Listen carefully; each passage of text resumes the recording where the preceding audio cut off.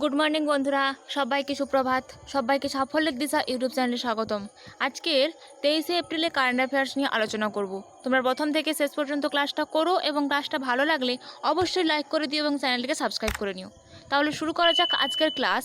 আজকের ক্লাসের first current affairs হলো 2024 সালে মার্চ মাসে আইসিসি পুরুষদের সেরা খেলোয়াড় হলেন কে? উত্তর হবে কামিন্দু মেন্ডিস। এই কামিন্দু মেন্ডিস 2024 সালে মার্চ মাসে আইসিসি পুরুষদের সেরা খেলোয়াড় হয়েছেন। এই সম্পর্কে জেনে নেব। এই কামিন্দু মেন্ডিস হলেন একজন শ্রীলঙ্কার ক্রিকেট খেলোয়াড়। এবার আমরা এখানে স্ট্র্যাটেজিকে আকারে দেখে নেব। অক্টোবর 2023-এ রাচিন রবীন্দ্র নিউজিল্যান্ডের খেলোয়াড়, ইনি অক্টোবরে আইসিসির পুরুষদের সেরা খেলোয়াড় হয়েছিলেন। আর নভেম্বর 2023-এ পুরুষদের সেরা খেলোয়াড় হয়েছিলেন ট্রাভিস হেড, অস্ট্রেলিয়ার খেলোয়াড়। ডিসেম্বরে হয়েছিলেন প্যাট কামিন্স, অস্ট্রেলিয়ার খেলোয়াড়। আর জানুয়ারিতে 2024-এ হয়েছিল সামার জোসেফ, ওয়েস্ট ইন্ডিজের খেলোয়াড়। এবং ফেব্রুয়ারিতে হয়েছে 2024-এ যশস্বী ভূপেন্দ্র কুমার জয়সওয়াল, ইনি ভারতের খেলোয়াড়। নেক্সট, প্রথম কোন ভারতীয় সন্ন্যাসী আমেরিকান প্রেসিডেন্ট ভলেন্টিয়ার অ্যাওয়ার্ড 2024-এ সম্মানিত হয়েছেন? উত্তর হবে আচার্য লোকেশ মুনি। এই আচার্য লোকেশ মুনি প্রথম ভারতীয় সন্ন্যাসী যিনি আমেরিকান প্রেসিডেন্ট ভলেন্টিয়ার অ্যাওয়ার্ড 2024-এ সম্মানিত হয়েছেন। এই সম্পর্কে জেনে নেব। আমেরিকান রাষ্ট্রপতি ভলেন্টিয়ার সার্ভিস অ্যাওয়ার্ড 2003-এ জর্জ বুশের রাষ্ট্রপতির সময় প্রতিষ্ঠিত হয়েছিল।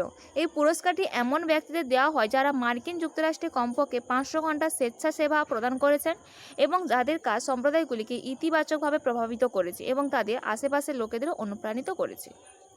এই জৈন আচার্য লোকেশ মুনি হলেন প্রথম ভারতীয় সন্ন্যাসী যিনি আমেরিকান প্রেসিডেন্টের গোল্ড ভলেন্টিয়ার সার্ভিস অ্যাওয়ার্ডে ভূষিত হয়েছেন। জনকল্যাণ এবং মানবতার জন্য আচার্য লোকেশ মুনির অবদানের স্বীকৃতি স্বরূপ এই পুরস্কারটি তাকে প্রদান করা হয়েছে।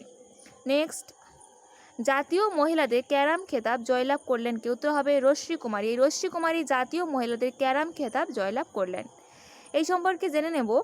3 বারের বিশ্ব চ্যাম্পিয়ন রশ্মি কুমারী মধ্যপ্রদেশের ক্যারাম অ্যাসোসিয়েশন আয়োজিত 51তম জাতীয় ক্যারাম চ্যাম্পিয়নশিপে মহিলাদের ফাইনালে কে নাগাজ্যোতিকে ফাইনালে হারিয়ে তিনি 3 বারের বিশ্ব চ্যাম্পিয়ন রশ্মি কুমারী মধ্যপ্রদেশের ক্যারাম অ্যাসোসিয়েশনে জয়লাভ করেছেন।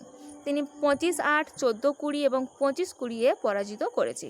পুরুষদের একক শিরোপা জিতেছে কে শ্রীনিবাস। নেক্সট, প্ল্যাটফর্মে পণ্য অফার করার জন্য কোন বিমা কোম্পানি পলিসি বাজারের সাথে অংশীদারিত্ব করল? উত্তর হবে আইসিআইসিআই লম্বার্ড বিমা কোম্পানি। এই সম্পর্কে জেনে নেব। সহযোগিতার লক্ষ্য হলো পলিসি বাজারের নাগালের মাধ্যমে ভারতীয় গ্রাহকদের বিমা সমাধান প্রদান করা। এই পলিসি বাজার হলো গুরগাঁও ভিত্তিক একটি ভারতীয় বিমা সমষ্টিকারী এবং বহুজাতিক আর্থিক প্রযুক্তি কোম্পানি। কোম্পানিটি জুন 2008 সালে জোশিস জাহিয়া এবং অলোক বনসাল এবং অবনীশ নির্জার দ্বারা প্রতিষ্ঠিত হয়েছিল। নেক্সট, কে 2024-এ জন ড্রিক কানাডা গাইডনার গ্লোবাল হেলথ অ্যাওয়ার্ড ভূষিত হয়েছেন? উত্তর হবে ডক্টর গগনদীপ কং। এই সম্পর্কে জেনে নেব। ভারতের ডক্টর গগনদীপ কং বিশ্বব্যাপী স্বাস্থ্য গবেষণায় তার কৃতিত্বের জন্য 2024-এ John Dirks Canada Gairdner global health অ্যাওয়ার্ডে ভূষিত হয়েছেন। এটি সবচেয়ে স্বীকৃত বিশ্ব স্বাস্থ্য পুরস্কার। বিল অ্যান্ড মেলিন্ডা গেটস ফাউন্ডেশনে global health director doctor Gagandeep Kang global হেলথের জন্য জন ডার্কস অ্যাওয়ার্ড কানাডার গার্ডনার ফাউন্ডেশন প্রদান করে। প্রথম ভারতীয় মহিলা যিনি এই পুরস্কার পেয়েছেন। নেক্সট, আঙ্গারা A5 নামে স্পেস রকেট সফলভাবে পরীক্ষা করলো কোন দেশ? উত্তর হবে রাশিয়া। এই রাশিয়া আঙ্গারা A5 নামে স্পেস রকেট সফলভাবে পরীক্ষা করেছে। এই সম্পর্কে জেনে নেব। রাশিয়া 11 এপ্রিল 2024-এ প্রথমবারের মতো তার আঙ্গারা A5 মহাকাশ রকেট সফলভাবে পরীক্ষা করেছে। রাশিয়ার সুদূর পূর্বের ভেস্টেজনি কসমোড্রোম থেকে পরীক্ষাটি চালানো হয়েছিল। প্রথমে আঙ্গারা A5 পরীক্ষামূলক ফ্লাইটটি 2014 সালে হয়েছিল এবং এটি একটি দ্বিতীয় পরীক্ষা 2020 সালে উত্তর রাশিয়া প্লেসেক্স কসমোড্রোমে পরিচালিত হয়েছিল। এই আঙ্গারা A5 রাশিয়ার প্রোটন লঞ্চার প্রতিস্থাপন করার জন্য ডিজাইন করা হয়েছে। এখানে স্ট্র্যাটেজিকে আকারে দেখে নেব। রাশিয়ার রাজধানী মস্কো এবং রাশিয়ার মুদ্রা রাশিয়ান রুবেল।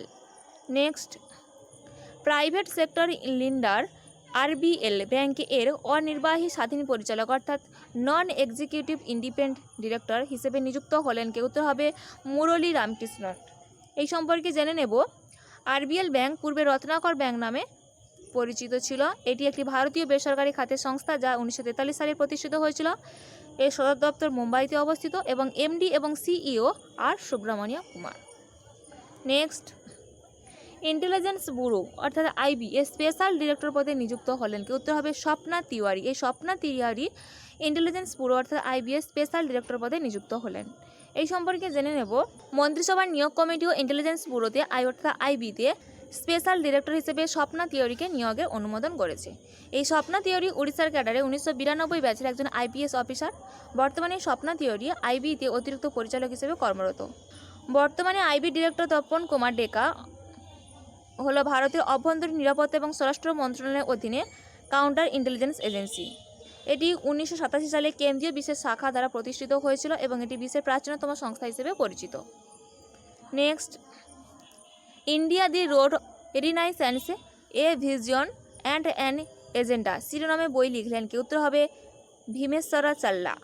এই সম্পর্কে জেনে নেব, প্রাক্তন আইএএস অফিসার জয়প্রকাশ নারায়ণ এবং প্রাক্তন আরবিআই গভর্নর ডি সুব্বারাও উপস্থিত একটি ইভেন্টে বইটি চালু করেছেন। জয়প্রকাশ নারায়ণ অনুষ্ঠানে চলাকালীন গণতন্ত্রের ব্যর্থতা হিসেবে স্থানীয় শাসনের ব্যর্থতাকেও জোর দিয়েছিলেন। এই ভীমেশ্বরা চাল্লা তার বইটিকে একটি নতুন এবং পুনরুত্থিত ভারতের জন্য একটি আবেগপূর্ণ আবেদন হিসেবে বর্ণনা করেছেন। বইটি বিভিন্ন বিষয় কভার করে এবং ভারতের চ্যালেঞ্জ মোকাবিলায় একটি বহু বিষয় পদ্ধতিও গ্রহণ করে। নেক্সট, সম্প্রতি কোন রাজ্যে crochet lace craft GI tag পেল? উত্তর হবে অন্ধ্রপ্রদেশে। এই অন্ধ্রপ্রদেশে crochet lace craft GI tag পেয়েছে। এই ক্রোচেট লেগ ক্র্যাফট জিনিসটা কি না, অন্ধ্রপ্রদেশের নুরসাপুরের হস্তনির্মিত ক্রোচেট শিল্প লেসের বিভিন্ন ধরনের পণ্য তৈরি করে, যেমন পোশাক, ঘরে আসবাবপত্র এবং আনুষঙ্গিক যেমন ডয়েলি, বালিশের cover, cushion cover, bedsheet, table runner, table cloth, hand purse, cap, top, stole, lampshade এবং ওয়াল হ্যাঙ্গিং। এই ছিল আজকের দিনে গুরুত্বপূর্ণ কারেন্ট অ্যাফেয়ার্স। এইরকম গুরুত্বপূর্ণ কারেন্ট অ্যাফেয়ার্স পেতে অবশ্যই সাফল্যের দিশা ইউটিউব চ্যানেলটিকে সাবস্ক্রাইব করে নিও এবং বন্ধুদের মধ্যেও শেয়ার করে দিও। তাহলে আশা করি আপকামিং কম্পিটিটিভ এক্সামগুলোতে কারেন্ট অ্যাফেয়ার্স নিয়ে কোনো সমস্যা হবে না। আজকের ক্লাসটা এই পর্যন্ত।